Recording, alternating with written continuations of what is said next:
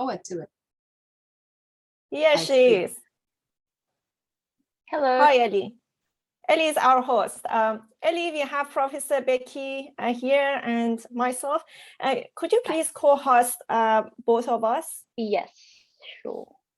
Thank you. Just give me a second.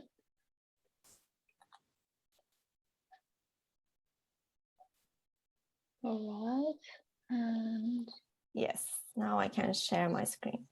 co-host, yes. All good. All good.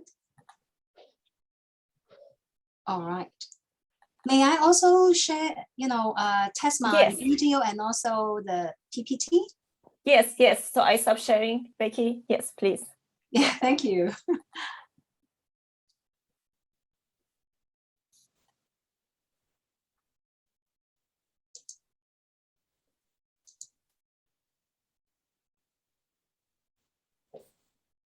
Right, and you're doing the recording as well, so right, I don't do anything. Yeah, it's all good.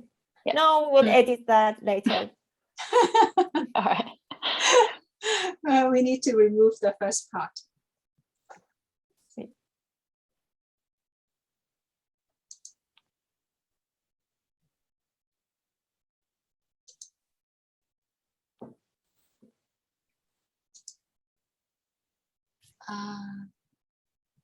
I think I can share my slides now, but I cannot turn on my video. Oh. And can you try again? Failed to start. I think everyone can turn on their video. Yeah, I don't think there is. They're not. Yeah, because that's a message on my computer saying that I cannot do that. Kara, good. There. Okay, so if that's really the case, what I would do is I would just log out and then I try to log in again. Okay? Okay. All right, so I'll join you in a minute. Okay.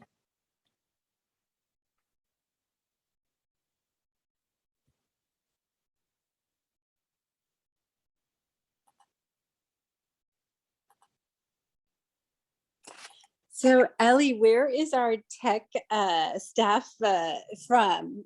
Ellie is from UQ, University of Queensland. This Ellie, I get so confused. Ellie number 2, sorry. Yeah. Yeah, I'm doing my PhD at UQ at the moment. And I didn't get to meet you when I was on sabbatical a few years ago, but your last name is so familiar. I worked with Mahmoud Maspa before, so maybe from there, I don't know. Oh, here's, okay, you have Becky. Good, hello. Good. All right, so I'm here. Okay, that's great. So I would like to share the screen and see whether it's okay. Can you see that? Yes. Great. So let me, are you seeing the full screen or are you seeing the... Now we see, previously we saw the full screen, but yet now we see the back. Okay. I see. Okay, so let me, maybe I swap. I think it's better than to duplicate. Let me see. Because with dual screen, this sometimes can be a problem. Yes, it's very confusing. Oh, sorry, stop share. That was good. The one that you just shared. Yeah. Yeah, but for that one, both screens. Yes. So, okay. So let me swap instead of duplicate. So is this one good for you? Yes. Great. Yes.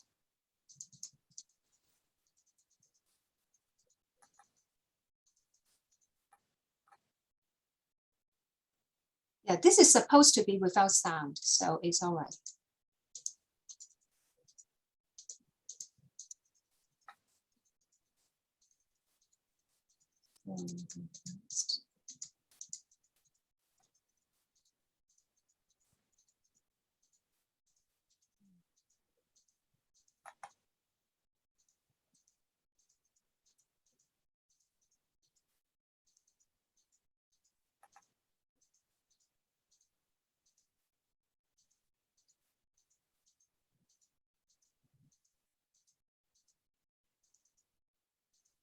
Can you see the bottom of the slide? Yes. Yeah, good. I have shifted it a bit, upwards because sometimes that's the bar, but yeah, No, it's all clear. I was not sure.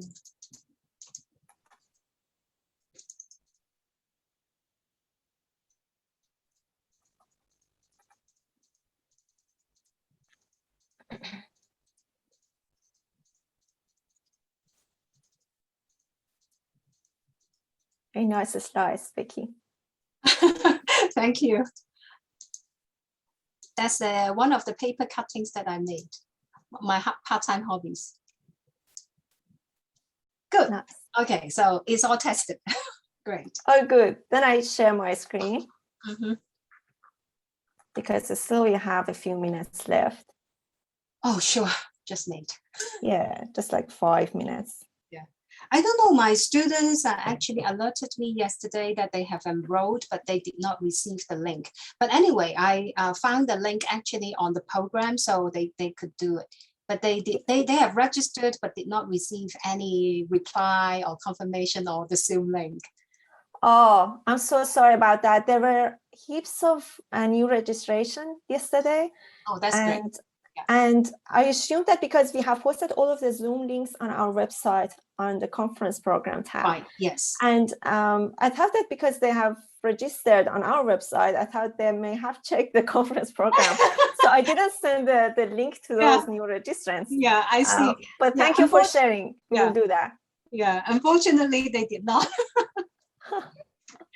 No, but I find it, confusing. right? Yeah. I mean, it's actually very friendly that you have the link under the program. Yes, we were a bit worried about the security, but yeah, hopefully we will not be Zoom bombarded. Yeah, I think it's okay. Just in emergency or whatsoever, you can unmute and turn off the camera. Yes, that's correct. Yeah. Yeah. Okay. Yeah, So, will there be questions and answers at the end? Yes. So when we started in a few minutes, then I will just make an introduction about BTR and our motivation, that why we started running this BTR with Cara. And then I introduce you, and then I hand it over to you. I ask all of the attendees to turn off their microphone and also the video for them. And then after that, after your talk, then I will open the floor to all of the discussions. I may start reading the questions in the chat box, but also they're free to unmute themselves and they ask their questions directly, I would say. Clear, good. It's all good to me. Thank you. Thank you.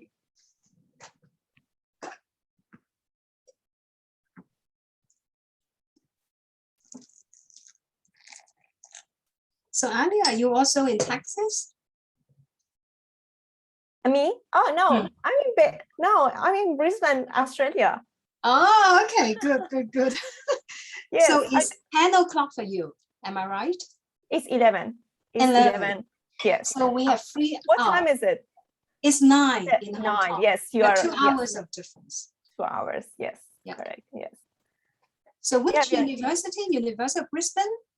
No, I did my PhD in the University of Queensland, and then my postdoc there again another 3 years. But now I'm with the Australian Road Research Board, and we have special sessions today and tomorrow on ARBS, some of the ARBS research. Yeah, so the Australian Road Research Board is a national transport research organization, like a sister of TRB or UK TRL. I see. Yeah. Great. Hopefully we can travel again. Yes, and I'm so looking forward to be your host here. Okay, so I think we're officially at 11 a.m. So we can start the BTR. Hi, everyone. Thank you for joining us for this session and for the amazing keynote talk by Professor Becky Loo. In terms of the BTR, that's a free online conference that we started 3 years ago, 1 year before COVID. And the motivation behind BTR was that to provide a platform, a free platform for all researchers from everywhere, from third world countries that they can't afford traveling to conferences or paying the registration fee, or those who have disability or family commitments, or they have also restrictions in terms of like getting the visa for some nationalities. Like for instance, myself, that I'm from Iran, I usually getting the visa to travel to conferences is very troublesome. So Professor Kara Kokelman and myself, we decided to trial an online conference, and it was in 2019, and we successfully ran the first round in January 2020. And then after that, with the COVID-19, that most conferences transferred to an online version, then our conference also grew exponentially. So last year, the second round that we ran in August again, last year we had over 600 registrants, which is also the case here for this round again. And we had over 16 participants from 16 countries. This round, we have to look at the registrants' countries, and then we will announce, but I assume that we will have more diverse attendees for this round. So we will record the presentations, and then we will upload it onto a BTR account on YouTube to be available for everyone. And we also share the link on the archive of the previous rounds on our website. So you can also find the recorded videos of the previous round as well as the first round on the archives tab on our website.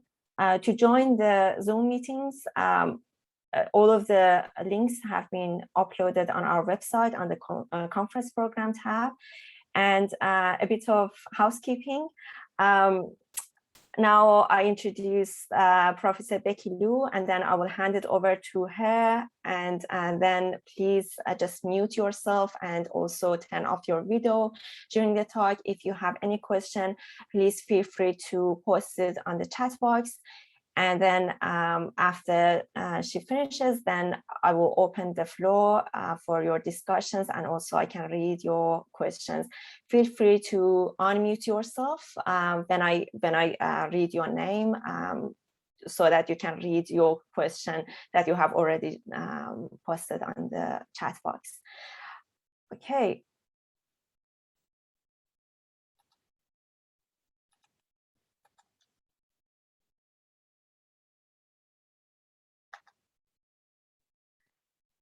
So, Professor, you still can see my screen, right? Yes. Yes, yes. Professor Becky Loo is from University of Hong Kong. Her core research interests are transportation, smart technologies, and cities. She's a fellow of the Academy of Social Sciences, UK, and a co-founding co-editor-in-chief of Travel Behavior and Society. From 2017 to 2020, she served as the first female head of the Department of Geography since its establishment at Hong Kong University in 1931, which is it's a very great achievement. Very proud of you, Becky. She's currently the director of the Institute of Transport Studies, founding co-director of the Joint Laboratory on Future Cities, and the program director of the Master of Arts in Transport Policy and Planning in Hong Kong University. In 2016, she was awarded as the Pegasus Medal by CILT International. Becky has been appointed a Justice of the Peace by Hong Kong Special Administrative Region Government. To be honest, when we were looking for keynotes, whoever we asked about a distinguished female keynote, Becky Loo was the first nominee. So thank you, Becky, for joining us. I now stop sharing my screen and I hand it over to you.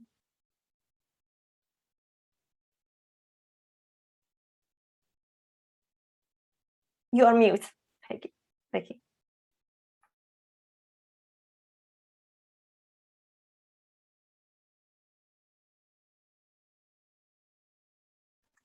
You are mute, Becky.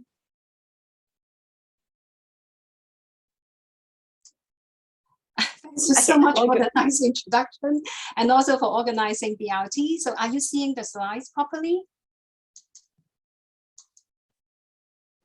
Yes, we are. But we're seeing one on the right side. So if you could just constrain it to the main one. Okay. So how about this? Is it better? Yes. Perfect. Great. So first of all, I would like to thank Professor Kara Cockerman for inviting me to speak at this third Bridge Transportation Researchers Conference. I'm particularly honored to be speaking as a headliner speaker together with some other very distinguished scholars from different parts of the world. Well, I think some people perhaps still have doubt about the new normal. I think the conference that we are having here is a testimony that the new normal is indeed happening in various aspects of life. And some of these changes have actually brought unexpected benefits to the society, like things that we have been trying very hard to achieve in the last few decades, but with limited success. With COVID, some significant achievements and benefits has been achieved. So for example, like in transportation, the lower transport emissions at the global level during COVID, and in the conference context, having more participation from scholars in different parts of the world has been achieved with what we are organizing now. So I would like to thank, first of all, to say a special hello to scholars that I'm meeting for the first time, and to friends, please drop me a line so that we can catch up.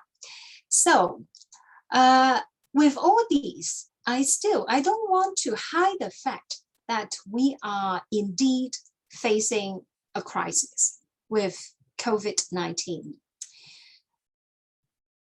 But crises and challenges are actually not new to the human race.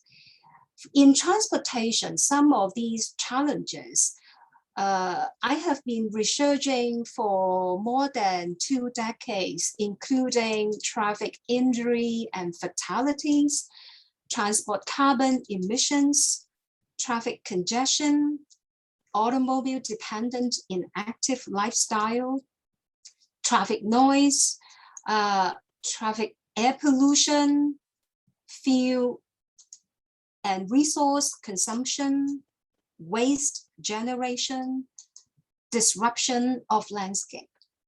And just before COVID, I've got increasingly concerned about transport stress. So unlike travel satisfaction, transport stress has to deal specifically with the fear and the stress to travel, especially during morning peak hours, that congestion and crowding are particularly serious. So throughout this presentation, I have one message to convey. That is, with a new crisis, this has aggravated some of the challenges and problems that we are facing over the last decades and centuries. This has been a focus of a lot of research.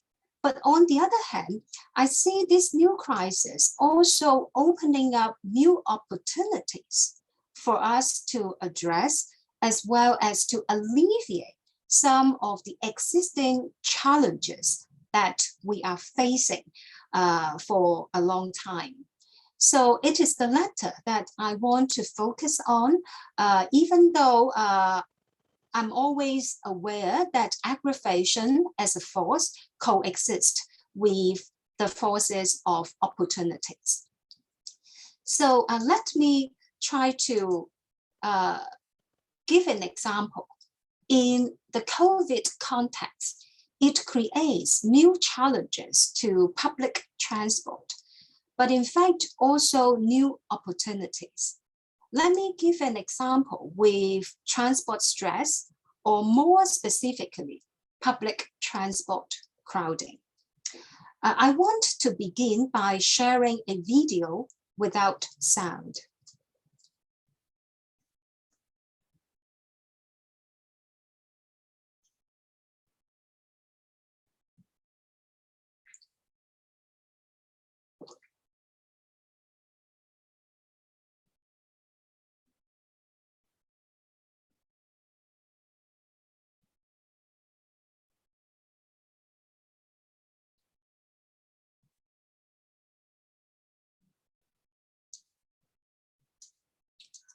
All right, so while not every train is as crowded, public transport crowding has been a common challenge in all big cities. And with COVID, some people are posting images of empty trains and think that research on crowding now has lower value or lower net benefit cost ratio. In fact, I hold the opposite view, that this may actually be the most important time that we do research on relieving crowding. On the one hand, COVID has shown us that the traditional way that we try to estimate the cause of public transport crowding has been hugely underestimated. And this includes the public health risk. And on the other hand, COVID has also brought to many of us brand new experiences and opened up our minds again as to things that we never thought about before COVID.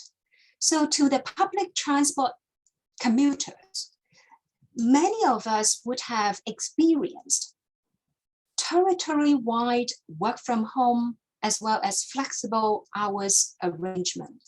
This was considered as unrealistic at any large scale before COVID, despite the fact that we always work on, flexi hours and so on. It remained very difficult to realize. And to public transport operators, it also showed them that drastic changes in ridership is indeed possible. So customers may not always be there, day by day, and there needs to be serious consideration about customers. So I think it may actually be the best time that we relieve and do research on relieving public transport crowding with a win-win situation. So we can't study a problem without its geographical context. Compact cities. So what are cities? I still remembered my first lecture in urban geography. My teacher, Professor Victor Seat, mentioned that cities are melting pots. I was so amazed because it answered a lot of questions that I have in my mind as a child. I used Nathan Rowe almost every day. And I was always amazed that there were always, we can use the present tense as well. So there are always still so many people from different walks of life using Nathan Rowe. You can see from tourists to folks, from senior citizens to children, from people in expensive suits to beggars. So living in cities has been an amazing experience for me. But as academics, we do want a definition. So cities, as a loose definition here, cities are where a lot of people choose to live close together. Now, it may be argued that it's not free choice. To me, every choice is with constraints. So most cities also are not prison cells that people are not allowed to move in and out. So with my research, knowledge, and real life experience, I think cities can be enriched by certain characteristics of the 5 C's. The first one is that people. There are a lot of people. There are a lot of people, meaning that density is a defining characteristic of cities. And it means that people and activities are always in close proximity. But they are not just people, but diverse people who have entirely different lifestyles, some of them quite bizarre. So it's where that people can do a whole range of different activities and they could have different lifestyles, but still find convenience to places and activities relevant to them. Cities, actually, because of the urban agglomeration, represents both the market as well as the labor force. So it creates opportunities for capital, for entrepreneurs, for money. So here you can always see non-locals.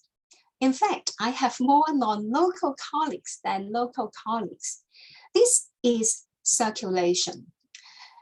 It means that people in cities are moving within the city, but on the other hand, you see people always coming in and out of city.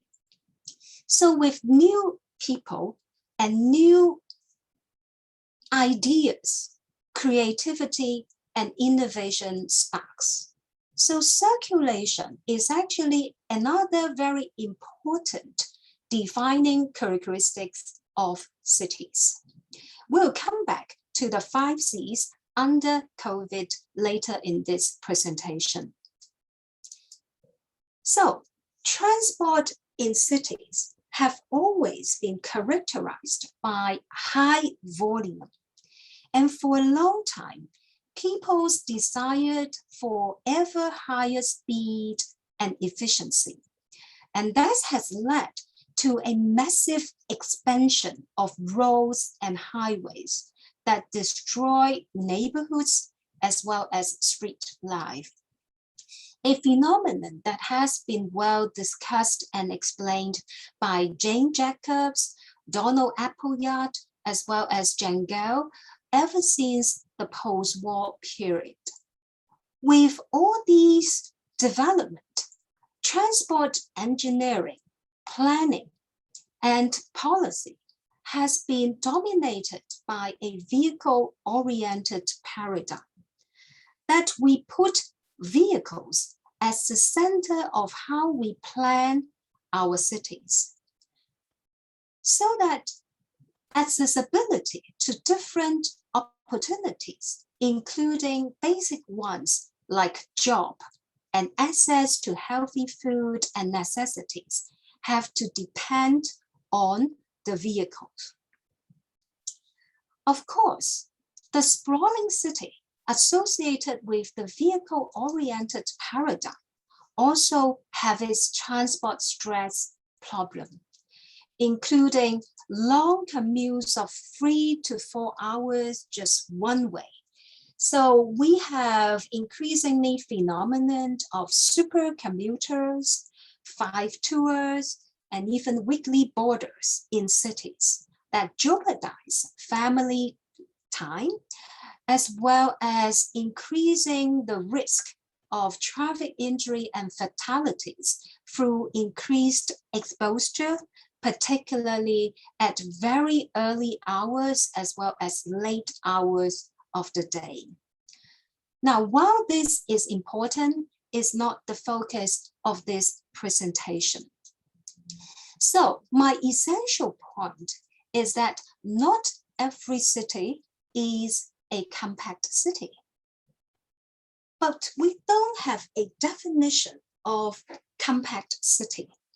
Hong Kong has always been considered as a good example of compact city. So here I show two satellite images of Hong Kong and Los Angeles. While Hong Kong has always been portrayed as a concrete jungle, you can see that Hong Kong is actually very green.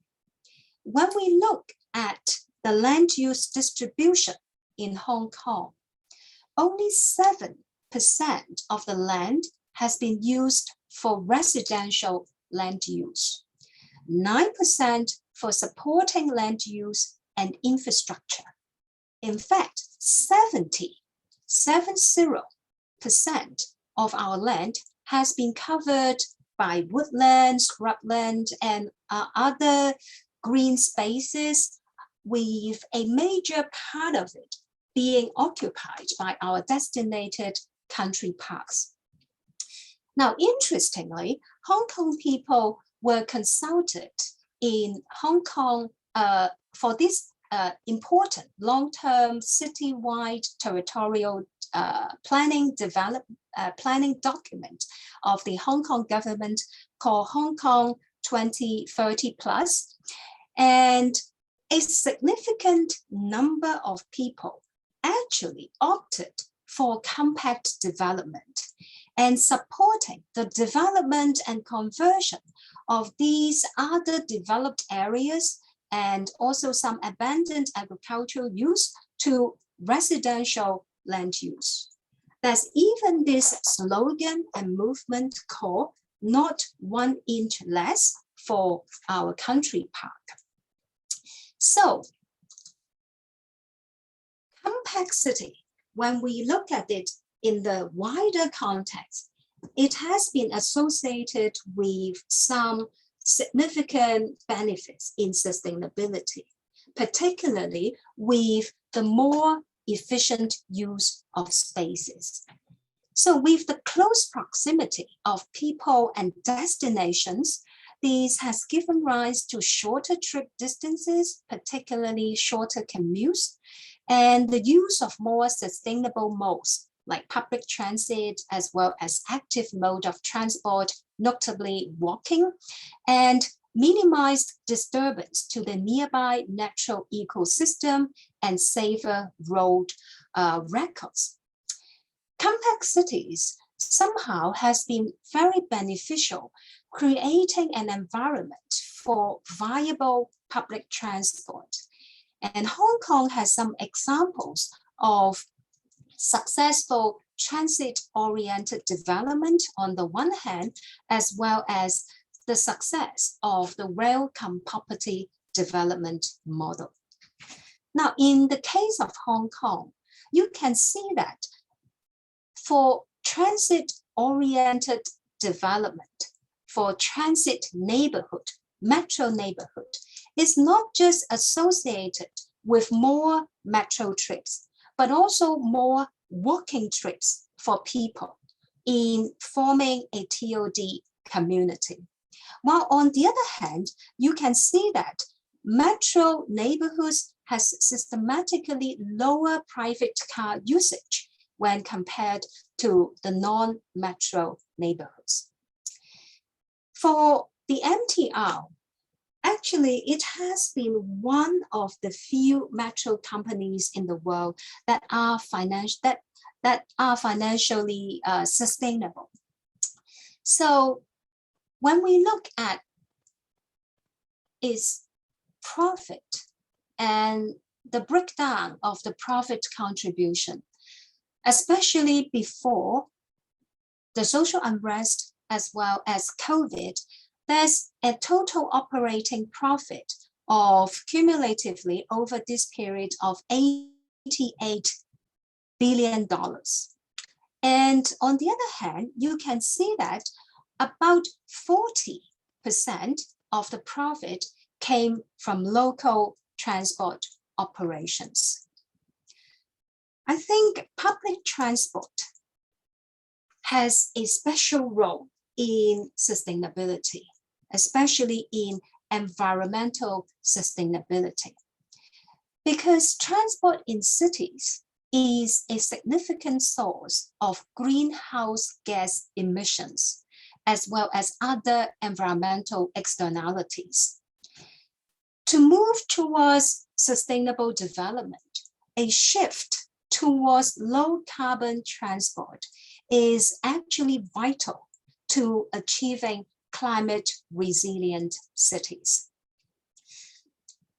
At the global scale, if we look at the United Nations Sustainable Development Goal 11, trying to make cities inclusive, safe, resilient, and sustainable, there's the specific target about public transport that by 2030, provide access to safe, affordable, accessible, and sustainable transport systems for all, improving road safety, notably by expanding public transport with special attention to the needs of those in vulnerable situations, women, children, persons with disabilities, and older persons.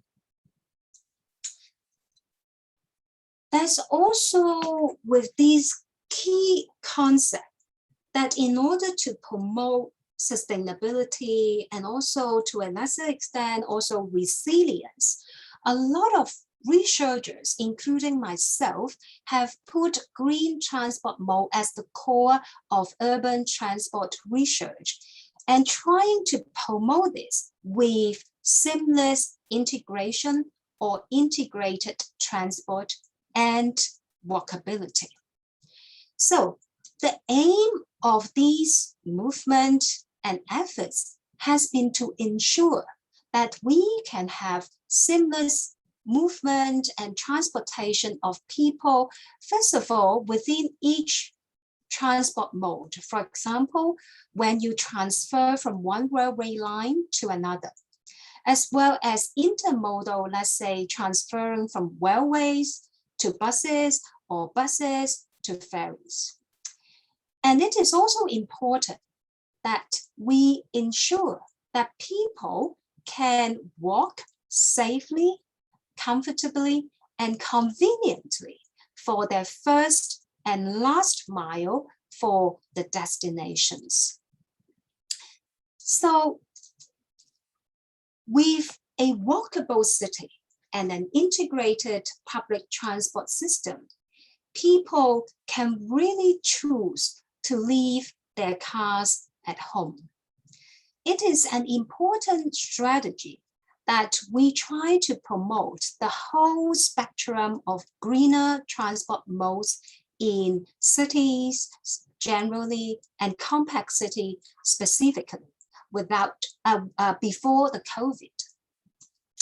So people are also increasingly able to see transportation beyond volume, speed, efficiency, and optimization, but to see transport shifting to a people-oriented and a place-based paradigm, that we see transport as an experience. So, in order to promote sustainable transport, this is essentially about enhancing the associated experience. So in order to promote public transport, cycling, and walking, this is essentially about improving the experience of public transport passengers, cyclists, as well as the pedestrians. So with this background, let us try to look at the challenges of COVID to public transport more systematically. And I would like to focus on people, place, and technology. Firstly, people and technology. Instead of going directly to the heated debate of the death of public transport, I want to argue that we want and we need to examine more scientifically and to collect evidence about how has COVID affected the public transport experience. In order to do this, perhaps the best way is not to do a survey among scholars, but to ask public transport passengers that they are using the system daily, particularly those for commuting.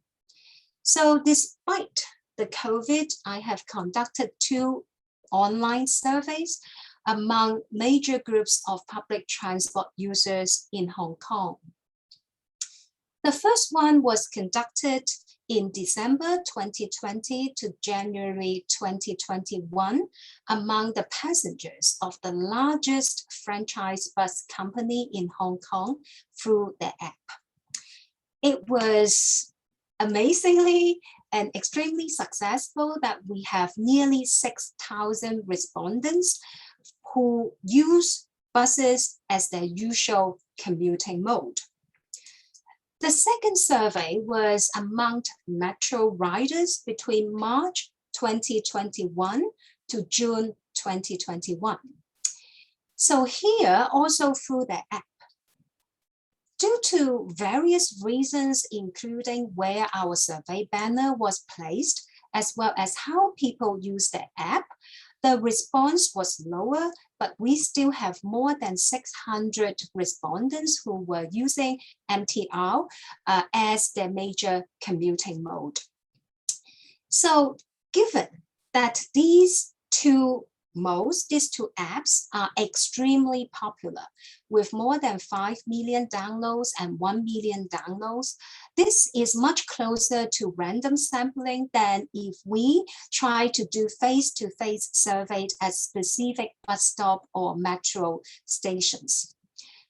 We are now in the process of trying to do data weighting based on the public transport commuters profile that actually initially matches quite well. But what you are seeing in this presentation is the non-weighted sample size. So let us go directly as to what public transport passengers in Hong Kong felt about COVID. What were the changes in their experience? So first of all, we asked them about their feelings and thoughts during their morning and evening commute. With 3 as a critical threshold for a scale from 0 to 5 on a series of transport stress statements, you can see that about 28.3% and 26.7% of the respondents of the bus survey and the metro survey felt nervous that they might be infected by COVID or other infectious disease during the commute journey. The way that we try to look at COVID as a factor of creating extra stress for people in traveling, you can see that other sources of stress, including exhaustion, and being irritable while waiting for buses, putting the concern about COVID in the broader context of public transport stress, we can examine and incorporate COVID as an additional source of stress in the public transport experience that needs to be dealt with holistically under the new normal. Instead of trying to treat COVID-19 as something entirely separate and different from other sources of stress. Secondly, we asked them specifically about the confidence for them to use the public transport in comparison to the pre-pandemic period on a scale of -10 to +10. For buses, in fact, the split of no change, higher confidence, and lower confidence, the split was roughly the same. And that's also the case for metro. So this might be a surprise to a lot of the members of the audience. But once you understand the measures that the bus company as well as the metro company has been doing to restore and to establish confidence of public transport users, you will understand better. And these measures ranged from creating their own mass production lines to the use of robots to sanitize public transport vehicles and areas during an early stage of the pandemic. So on the measures, they are too rich to be shown on one slide. So let me look at buses first. It is clear that sanitizing the bus compartment, installing automatic antibacterial air freshener, and installing automatic body temperature scanner were considered as priorities. And requiring passengers to wear masks before getting on the bus was also considered as priority. Now, enforcing social distance, especially at bus stop and bus compartment, will be less so. In fact, when we look at all the record of the world about confirmed COVID cases, there has not been any cluster of confirmed COVID cases directly attributable to public transportation at all. So if we look at the fear of using public transport and now also the fear of vaccination, some of them may not be proven by scientific evidence. Let us look at the MTR. The situation is also very clear. To the passengers, what are important would be measures like sanitizing the train compartments, deep cleansing, as well as ventilation, better ventilation of the vehicles, as well as waiting areas. Mask wearing, again, was also considered as priority. Generally, social distancing has been considered neither efficient, effective, or being priority. With COVID, in fact, I think under this new normal, the public transport experience can be enhanced by the better use of technologies in sanitizing all public transport areas, the better design of public transport stations and vehicles for ventilation, as well as real-time temperature monitoring in detecting sick passengers. With all these named improvement measures, the confidence of the respondents with using public transport increased to nearly 80%. Still, about 7 to 10% of the public transport passengers, of the respondents, they were still less confident in using public transport as compared to the pre-pandemic period. In the new normal, I think more education about public transport risk is needed.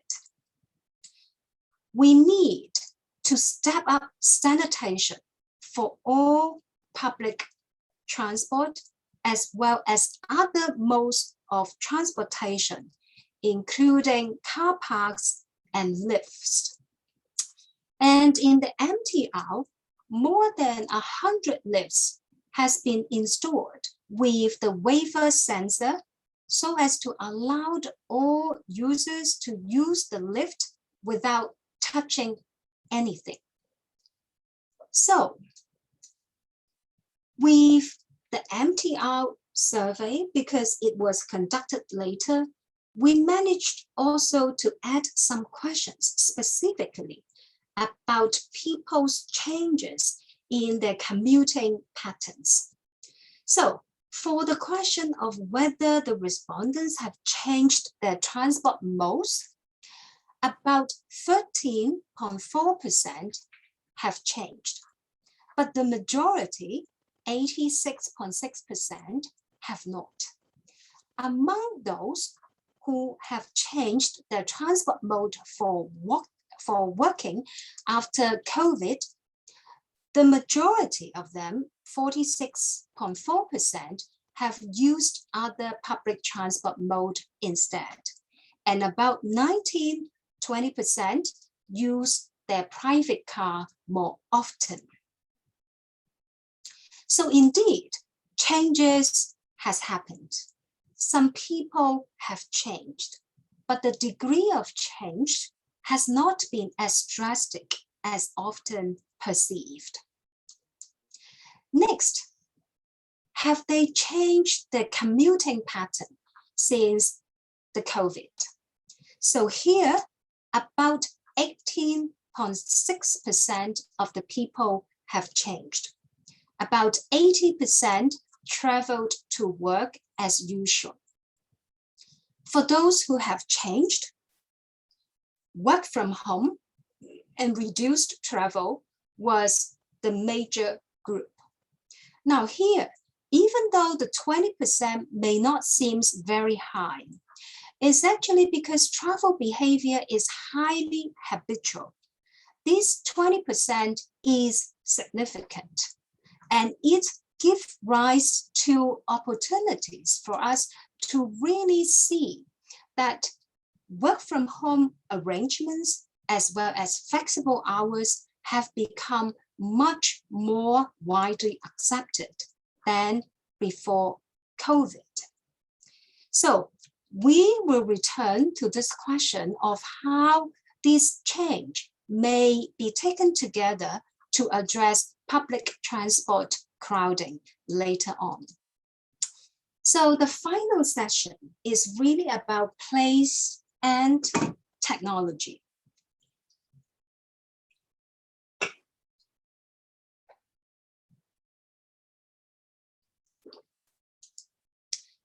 So here, I think we need to understand much better about the spatial temporal patterns of human mobility within cities.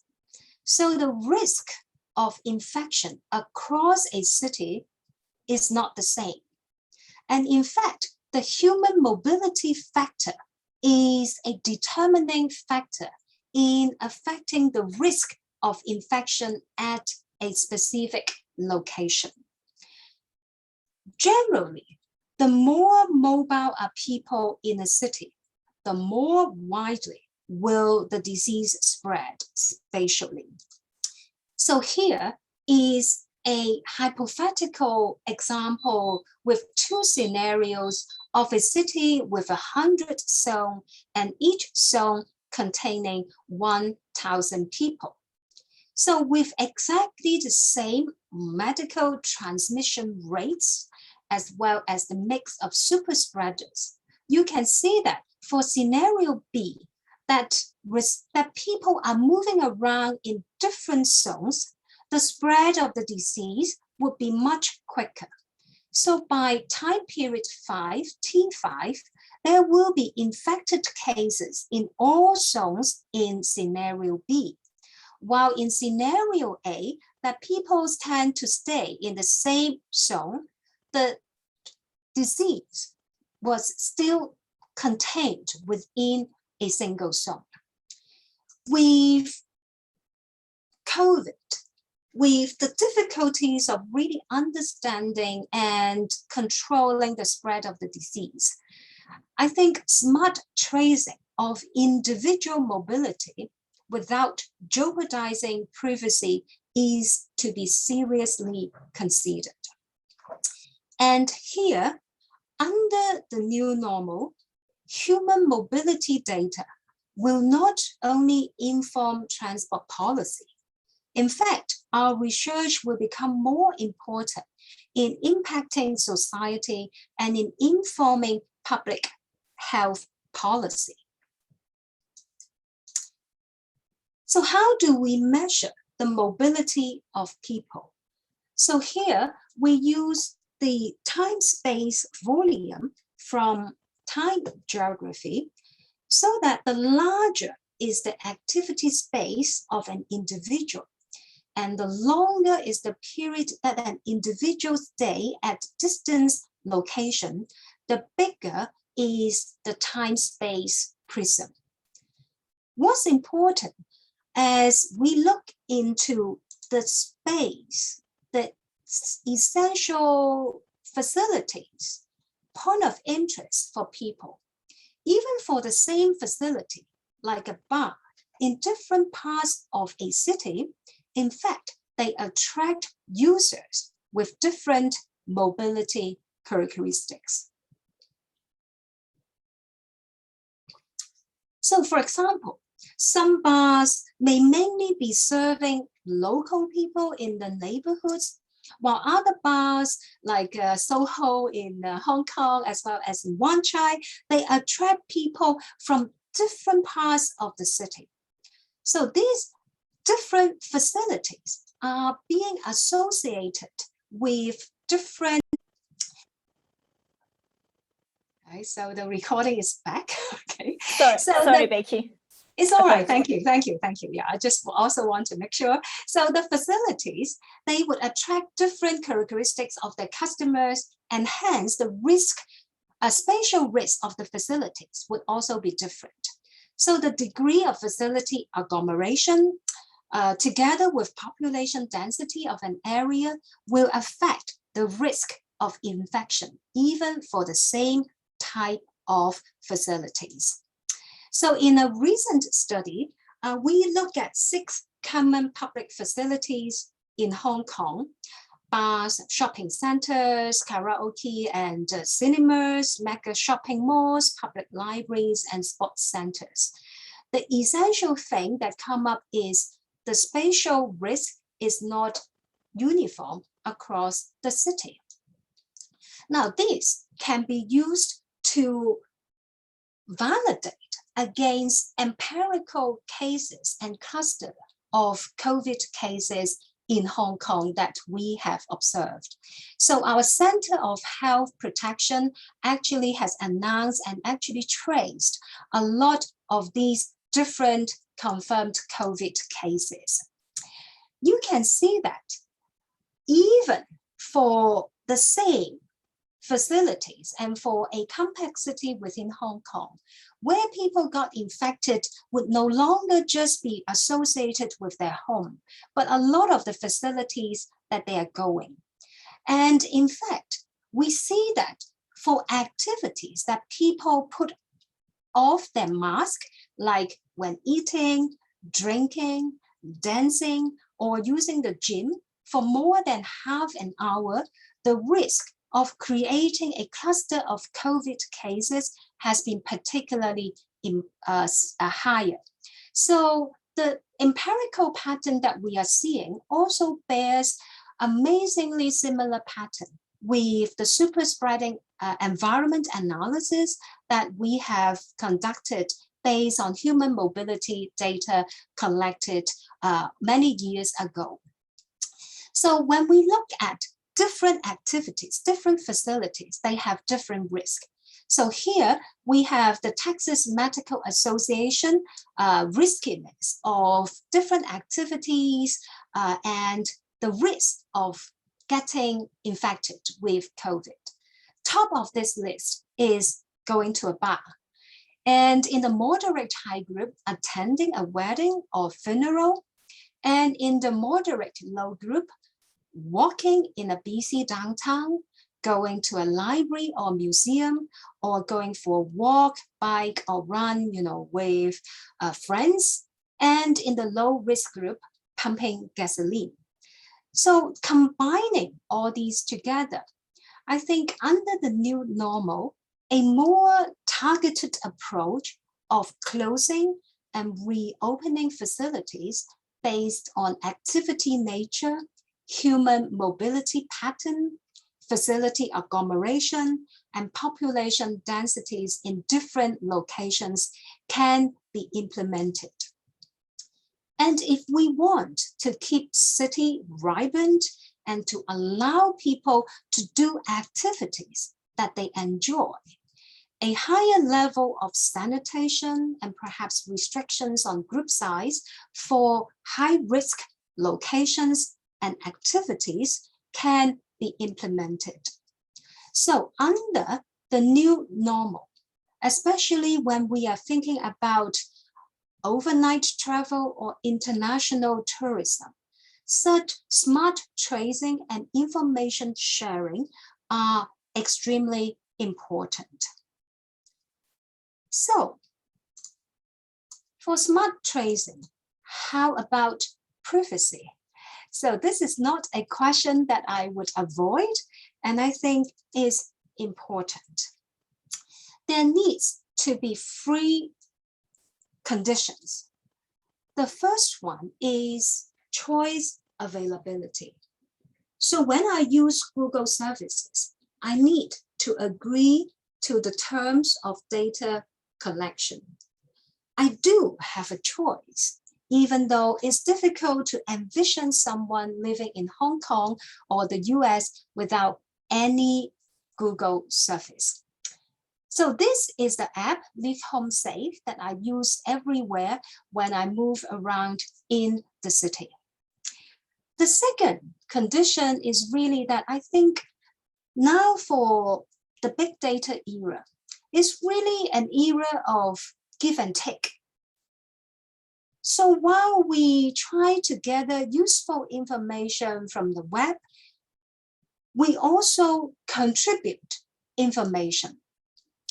So let's say to the public transport users, it may really be helpful for me to know how crowded buses are before I decide whether to take the next bus or to have breakfast at home first or to work at home this morning or today. So while you enjoy this benefit that you think can bring clear benefits to you, you also allowed such information of you to be collected on board the bus and to be shared to others at the aggregate level. The third condition is really to prevent the unauthorized use of the data. And this, when we try to ensure the security of the system that brings clear benefits and there's a community of give and take, this can help to enhance the attractiveness of different sustainable travel options in a city. Before I bring the place discussion to a close, let us look at the overall transport situation in Hong Kong under COVID-19. Here, we make use of the TomTom data and calculate the congestion index in Hong Kong, ranging from 0 to 100, from free flow to a complete standstill. And you can see that generally for different classes of road, the red to the pink dots during COVID as opposed to the previous year, the traffic speed of different classes of road has generally improved, both for the morning peak hours as well as the evening peak hours. But when we look closer, the most significant change has happened during the territory-wide work from home period during the morning peak. And when we try to look at this at the different sub-district level, you can see that not every areas have an improvement of traffic congestion to the same degree. Some areas has actually got more congested. Now, whether this has been due to the flexibility of people to work at home and hence making other trips is something